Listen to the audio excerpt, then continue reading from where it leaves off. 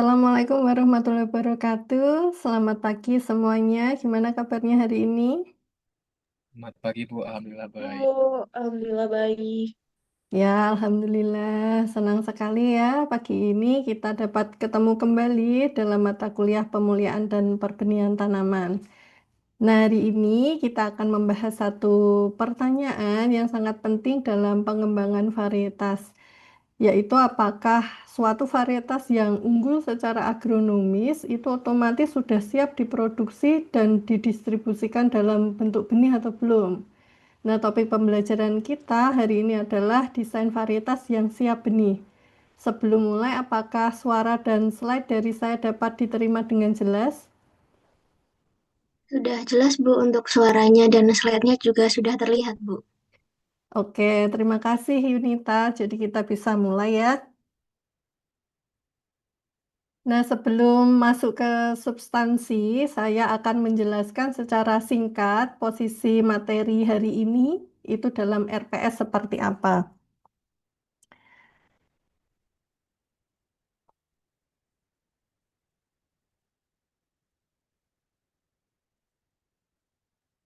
Ini adalah dokumen RPS yang pernah Bu Kiki bagikan di awal pertemuan dulu, jadi ini hanya sebagai pengingat. Pada pertemuan sebelumnya, kita sudah membahas ya tentang apa itu varietas, galur, dan identitas genetik. Nah, hari ini kita bergerak satu tahap lebih lanjut, yaitu menilai apakah varietas atau galur yang kita kembangkan benar-benar siap memasuki sistem produksi benih atau belum.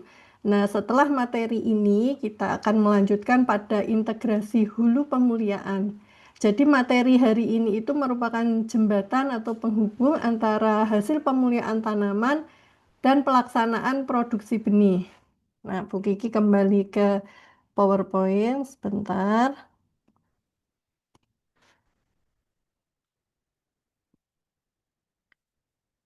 Materi hari ini itu mendukung CPMK kedua, yaitu kemampuan merancang strategi pengembangan varietas unggul yang terintegrasi dengan produksi benih, pengendalian mutu, sertifikasi, dan komersialisasi varietas.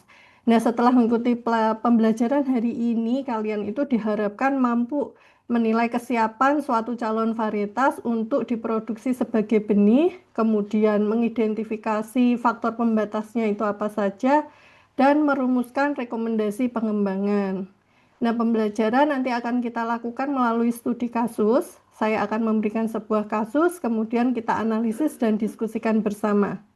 Sampai sini dulu, apakah posisi dan tujuan pembelajarannya sudah jelas atau belum?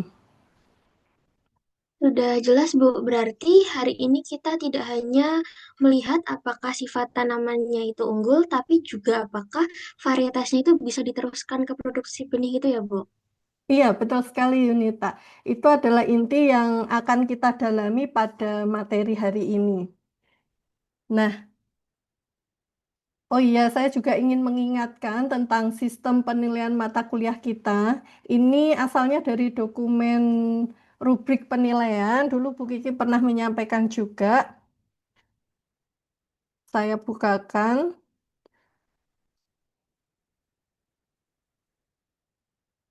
Nah, ini adalah rubrik penilaian dan hari ini Bu Kiki hanya akan meng-highlight di bagian rubrik untuk tugas tentang seed readiness review. Saya akan kembali ke PowerPoint.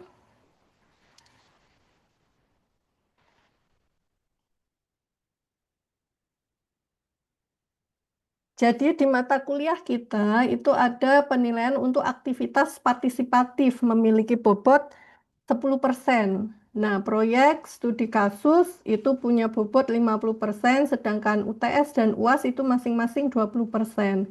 Diskusi hari ini dan tugas yang akan saya berikan pada akhir pertemuan termasuk dalam komponen proyek dan studi kasus. Nanti tugas akan dinilai berdasarkan 4 aspek ya.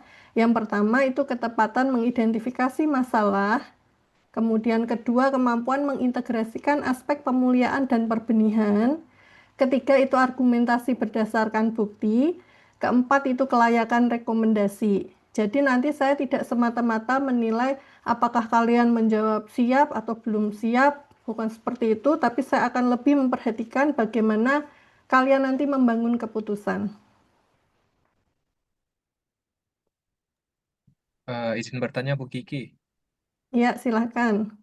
Nah, untuk argumentasi berdasarkan bukti, apakah bukti yang dimaksud itu harus berasal dari artikel ilmiah atau juga boleh berdasarkan data kasus seperti yang Ibu Kiki berikan? Oke, pertanyaan yang baik, Rido.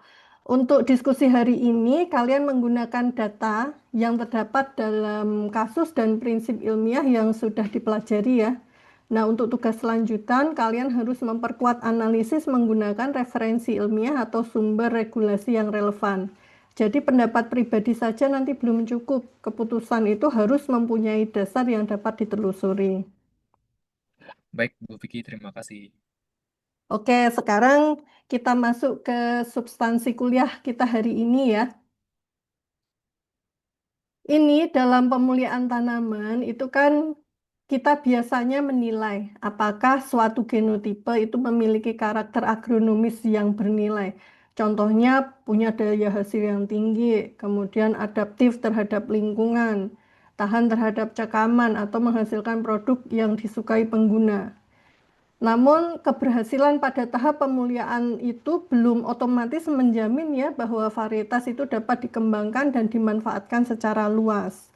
Nah, varietas unggul seperti di gambar yang bagian kiri ini itu menjawab pertanyaan, apakah tanaman ini memiliki karakter yang bernilai bagi petani dan pengguna atau tidak.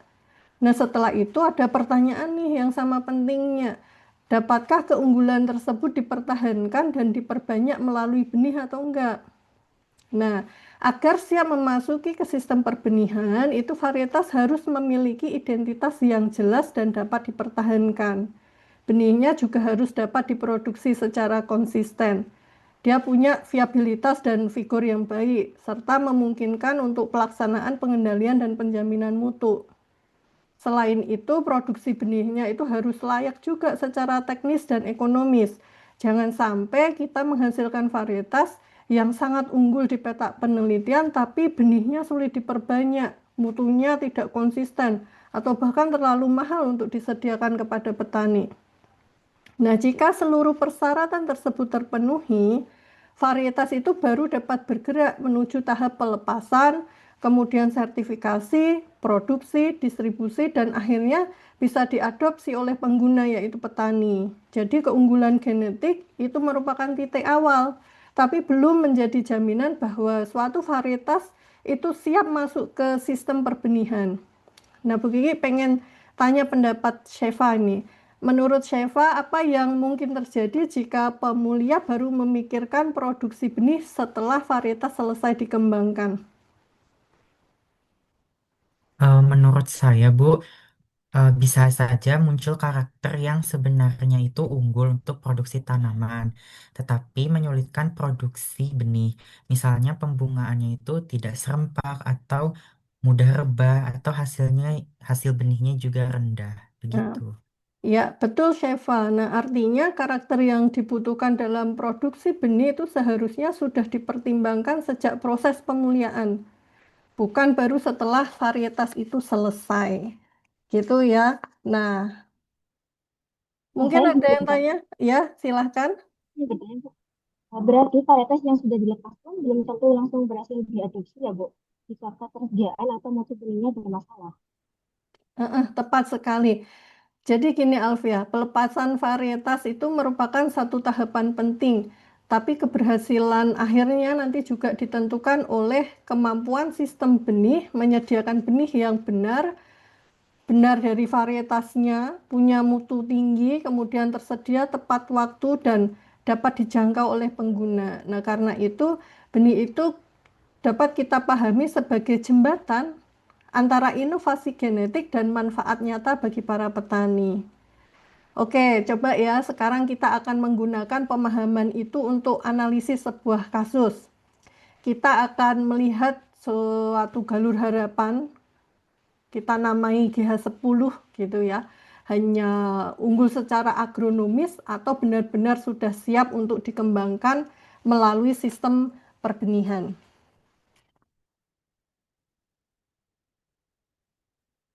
Sebelum kita baca datanya, saya ingin tanya dulu. Jika suatu galur memiliki hasil tinggi, kemudian tahan terhadap penyakit, berumur genja, dan mutu hasilnya disukai pengguna, apakah galur tersebut otomatis layak dikembangkan sebagai varietas komersial? Coba kalian berikan reaction deh. Berikan thumbs up, tanda setuju jika jawabannya iya. Kemudian thumbs down jika kalian merasa tidak setuju atau raise hand jika jawabannya tergantung. Silahkan.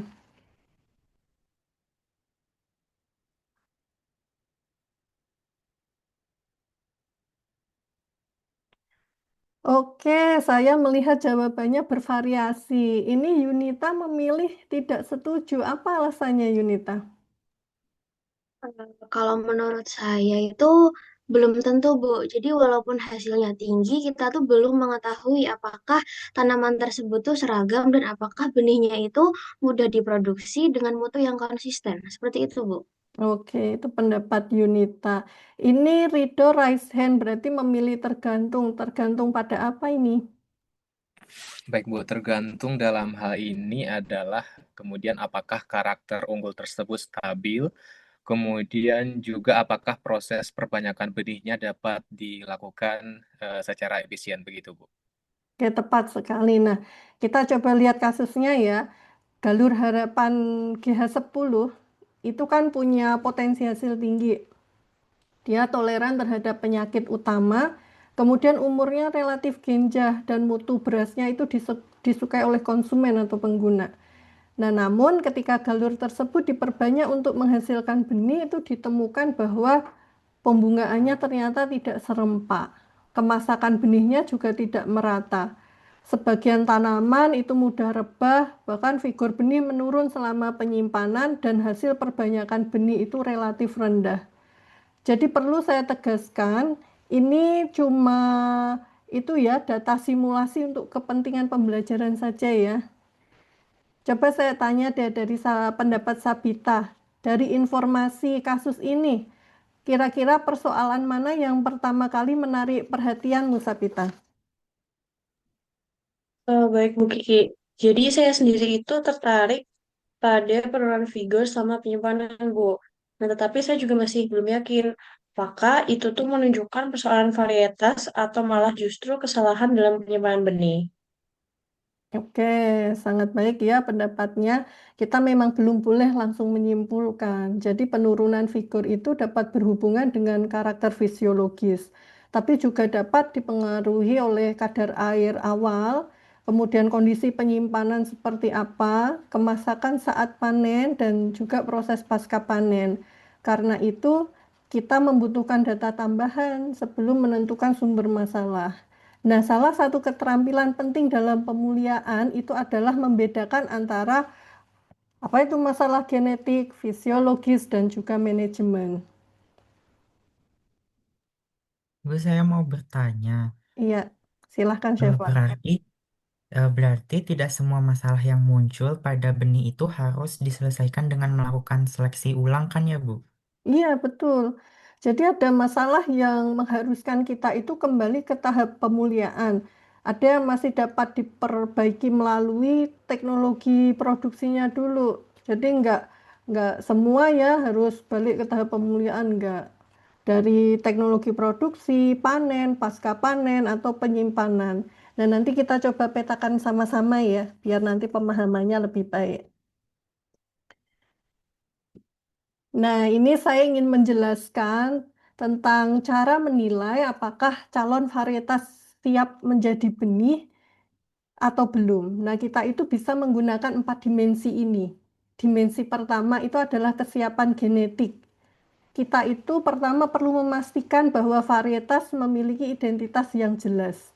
Dia seragam, stabil, dan punya kemurnian genetik yang bisa dipertahankan. Kemudian di dimensi kedua itu adalah kesiapan fisiologis.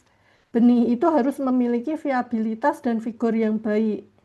Kemudian mencapai kemasakan yang tepat dan punya daya simpan yang memadai. Di dimensi ketiga itu adalah kesiapan teknis produksi. Kita mempertimbangkan sinkronisasi pembungaan, kemudian efisiensi perbanyakan, kemudahan roguing dan panen, serta kerentanan terhadap rebah dan kerontokan. Di dimensi keempat itu adalah kesiapan sistem dan penggunanya. Jadi benih itu harus dijamin mutunya, memenuhi persyaratan yang berlaku, kemudian diproduksi secara layak serta menjawab kebutuhan para pengguna. Saya pengen tanya Sheva deh. Menurut Sheva nih, apakah 4 dimensi ini sama dengan pengujian dus atau bukan? Kalau menurut saya sih tidak sama sepenuhnya, Bu. Dus sendiri lebih menekankan ke distinctness, uniformity, dan stability. Sementara konsep siap benih juga mencakup mutu fisiologis, produksi, juga kebutuhan pengguna. Oke, tepat sekali ya Sheva. Dus itu penting untuk identitas varietas, tetapi varietas yang memenuhi aspek dus itu belum otomatis efisien untuk diproduksi sebagai benih. Juga tidak menjamin bahwa itu memiliki figur yang baik atau layak secara komersial. Izin bertanya, Bu, Silahkan. kalau suatu varietas hasilnya tinggi tetapi hasil kebanyakan benar rendah, apakah varietas tersebut sebaiknya langsung dihentikan? Jangan, itu tidak bisa langsung dihentikan, Alfia. Pertama, kita harus mengetahui penyebab rendahnya hasil perbanyakan itu apa dulu. Apakah dia disebabkan karakter genetiknya, seperti pembungaan tidak serempak, kerontokan, kemasakan yang berbeda, teknik budidaya, atau proses panennya. Nah, kalau masalahnya itu masih dapat diperbaiki, contohnya lewat pengelolaan produksi ya, varietas tersebut mungkin masih bisa dikembangkan. Namun jika sifat tanamannya itu secara inheren menyebabkan produksinya itu tidak efisien, maka kita harus mempertimbangkan kembali kelayakan komersialnya. Berarti nilai suatu varietas bukan hanya berdasarkan hasil tanaman konsumsinya saja ya, Bu, tetapi juga kemampuan sistem menyediakan benih juga. Iya, betul sekali. Varietas itu hanya akan memberi manfaat luas apabila benih bermutu dapat diproduksi dan tersedia bagi pengguna. Gitu. Kita balik ke GH10 ya. Saya pengen meminta masing-masing dari kalian melihat kasus ini dari satu dimensi yang berbeda. Kalian sampaikan gimana temuannya, resikonya, dan rekomendasi singkatnya. Bu Kiki ingin mulai dari Yunita. Yunita ingin memberikan pendapat tidak dari aspek genetik misalnya. Boleh, Bu. Mungkin dari aspek genetik itu terkait pembungaan dan kemasakan yang tidak serempak itu dapat mengindikasikan adanya masalah keseragaman. Nah, nanti resikonya itu adalah identitas dan mutu genetik varietas itu dia sulit dipertahankan selama produksi benih. Tuh, Bu. Nah, namun kita belum dapat memastikan bahwa penyebabnya itu adalah genetik. Menurut saya, perlu dilakukan evaluasi keseragaman, ada beberapa lingkungan, serta pemeriksaan kemurnian bahan awalnya, Bu. Seperti itu. Oke, bagus Yunita. Jadi Yunita tidak langsung menyimpulkan ya, tetapi menyebutkan dugaan dan data yang masih diperlukan. Kalau Rido dari dimensi fisiologis, coba Hmm, pendapatnya seperti apa? Baik, Bu. Dari dimensi fisiologis, temuan utamanya itu adalah vigor menurun selama penyimpanan, sehingga risikonya benih mungkin masih memiliki daya berkecambah, tetapi kemampuan tumbuhnya di lapangan itu menurun. Nah, di sini saya menyarankan pengujian mutu awal, kemudian kadar air, vigor, dan daya simpan pada beberapa kondisi penyimpanan. Dengan demikian, kita bisa mengetahui apakah masalahnya berasal dari sifat benih ataupun kondisi dari penyimpanannya itu sendiri, Bu. Oke, tepat sekali Rido. Jadi viabilitas dan vigor itu harus dibedakan ya, serta informasi kondisi penyimpanan itu juga diperlukan. Dari Sabita, kalau teknis produksi seperti apa, Sabita? Baik, Ibu. Jadi kalau dari aspek produksi sendiri, pembungaan dan kemasakan yang tidak serempak itu ditambah tanaman yang mudah rebah dapat meningkatkan penentuan waktu panen, Ibu. Nah, risikonya sendiri, itu benih yang dipanen itu punya tingkat kemasakan yang berbeda dan mutu lot benih menjadi tidak seragam. Menurut saya pribadi, perlu adanya evaluasi sinkronisasi pembungaan, ketahanan rebah, waktu panen, dan juga kemungkinan panen bertahap. Oke, baik sekali, Sabita. Nah, panen bertahap mungkin menjadi solusi penelitian, tapi kita juga harus menilai apakah solusi itu efisien jika diterapkan dalam produksi benih skala besar atau tidak. Nah, kalau Sheva, ada pendapat dari sisi sistem dan pengguna tidak, Sheva? Baik Ibu, kalau dari sisi sistem dan pengguna, GH10 memiliki keunggulan karena mutu berasnya itu disukai oleh pengguna. Tetapi hasil perbanyakan benih yang rendah dapat meningkatkan biaya produksi dan harga benih. Menurut saya, eh, sepertinya perlu dihitung kelayakan produksi benih dan kemampuan produsen menyediakan benih dalam jumlah yang dibutuhkan. Jadi penerimaan pengguna saja belum cukup. Oke, betul ya, Sheva ya. Jadi keinginan pasar itu tidak akan terpenuhi apabila benih tidak dapat diproduksi secara konsisten dan terjangkau. Nah, Alfia, setelah Alfia mendengar analisis teman-teman, kira-kira kalau diminta untuk membuat keputusan, apa keputusan sementaramu? Baik, Bu. Setelah saya mendengar analisis dari teman-teman tadi, keputusan saya memilih siap dengan perbaikan, Bu. Karena GH10 memiliki nilai agronomis dan dapat diterima pengguna, tetapi masih memiliki masalah pada keseragaman, kemasakan, fitur, dan efisiensi produksi. Jadi jalur ini belum bisa langsung masuk ke produksi benih komersial, tapi masih banyak dievaluasi dan diperbaiki. Oke, terima kasih Alfia. Ada yang punya keputusan berbeda dari Alfia? Saya, Bu. Ya, silahkan Mas Rido. Nah, di sini saya cenderung memilih belum siap dikembangkan untuk tahap komersial, Bu. Karena apa? Karena datanya di sini belum cukup. Tetapi saya setuju kalau tersebut masih layak dilanjutkan dalam tahap evaluasi, Bu.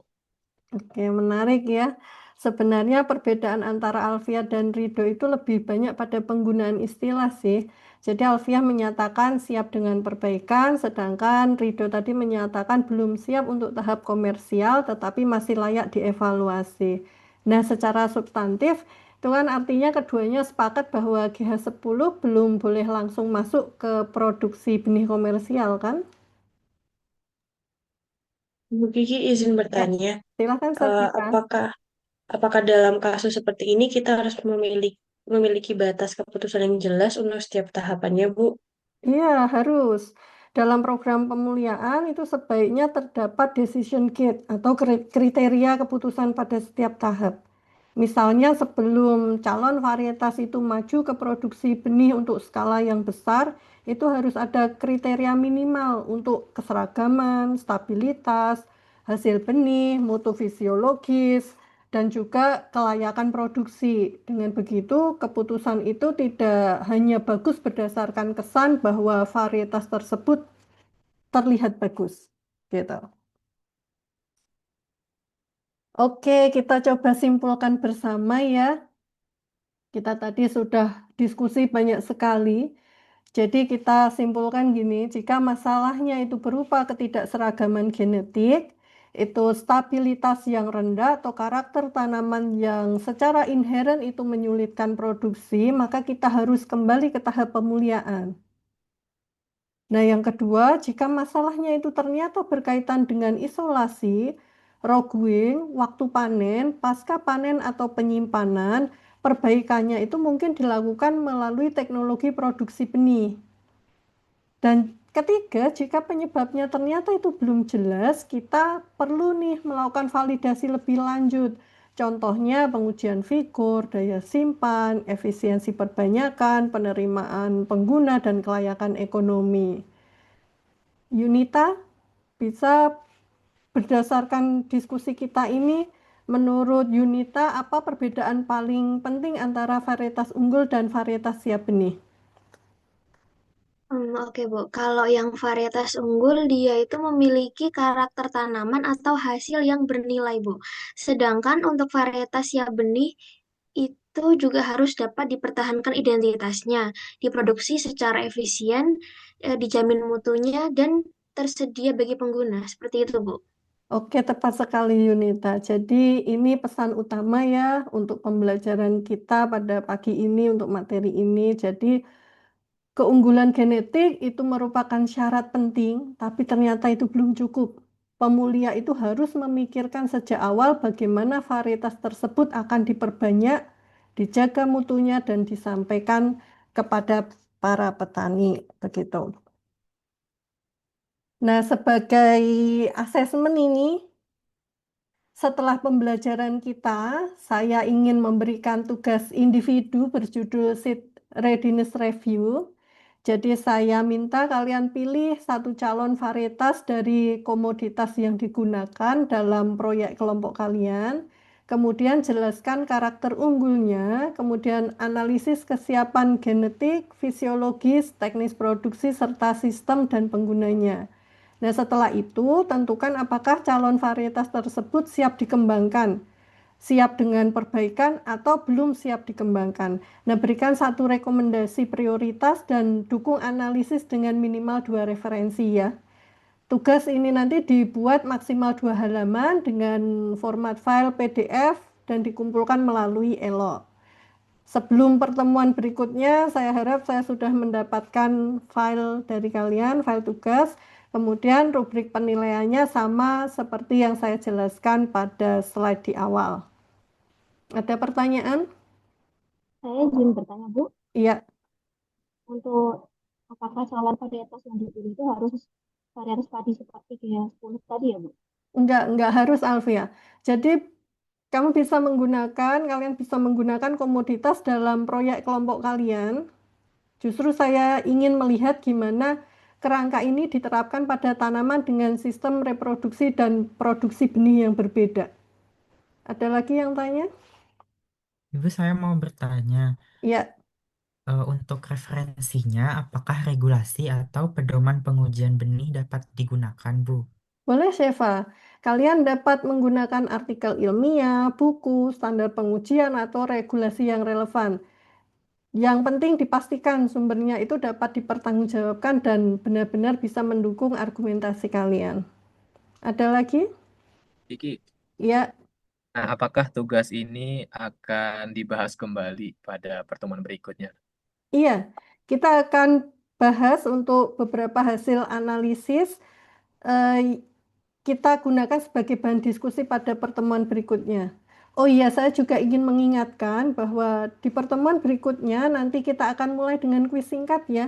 Nanti kuis mencakup 4 dimensi varietas siap benih dan penentuan apakah suatu masalah harus diselesaikan melalui pemuliaan, produksi benih atau validasi lanjutan. Baik, Ibu. Jadi, tugas itu nanti akan dikumpulkan sebelum pertemuan berikutnya. Kemudian di awal pertemuan akan ada kuis singkat begitu ya, Bu? Iya, betul sekali Sabita. Nah, sebelum saya akhiri, apakah masih ada yang mau tanya lagi? Jelas Bu Kiki. Sudah cukup jelas, Bu. Sudah jelas, Bu. Ya, ini referensi yang kita gunakan untuk materi hari ini. Jadi kalau ada yang ingin belajar lebih dalam lagi, silahkan mengaksesnya. Dan hari ini kita sudah belajar bahwa pemuliaan itu tidak berhenti ketika genotipe unggul itu ditemukan. Jadi pemuliaan mencapai maknanya ketika keunggulan tersebut dapat dipertahankan dalam benih dan benar-benar sampai kepada petani.